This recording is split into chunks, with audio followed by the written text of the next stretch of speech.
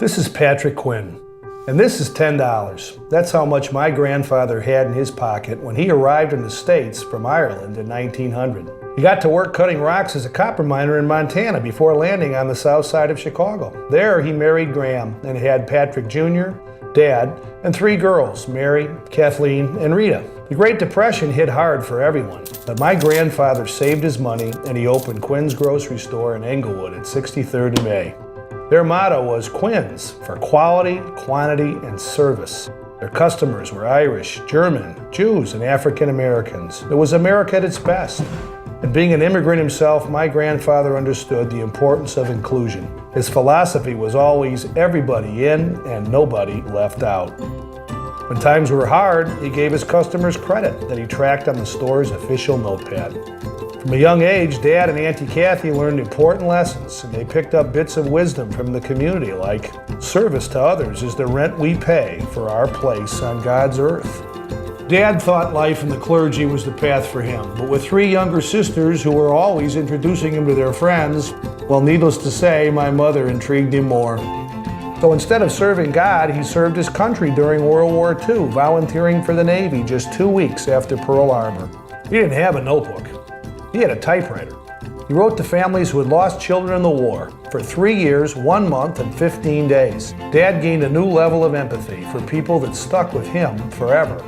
Then there's me, John, the youngest of 3 brothers, Tom and Pat. I've committed my life to education. I've been a teacher at Fenwick High School for 35 years. I have a decent jump shot, but a better track record as a basketball coach. On my desk is a humble little apple for teaching excellence, a brick from our house in Hinsdale, and my pad full of plays. That's my notebook.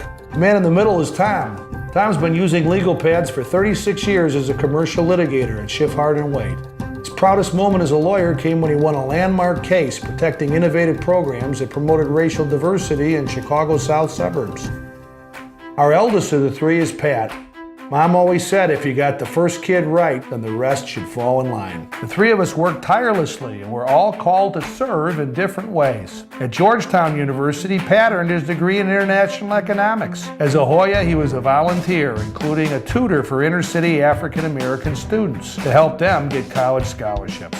It was here that Pat started using a little notepad, just jotting down reminders for the students to take with them. He was using a notepad in 1975 when Pat launched the largest petition drive in Illinois history.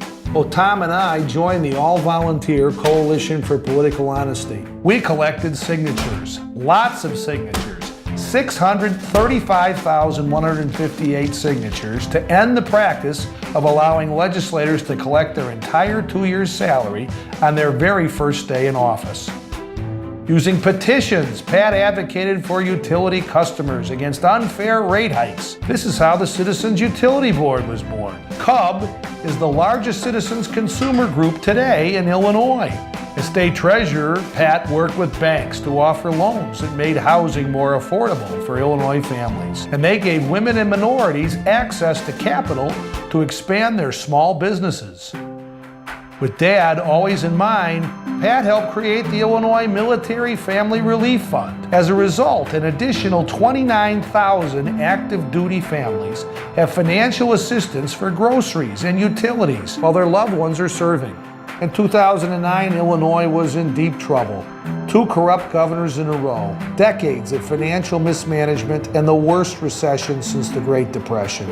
My mom said to us, "Who the heck would want a job like that?" Well, Pat answered the call. That was his opportunity to serve at the highest level and do what our grandfather and Dad had done before him.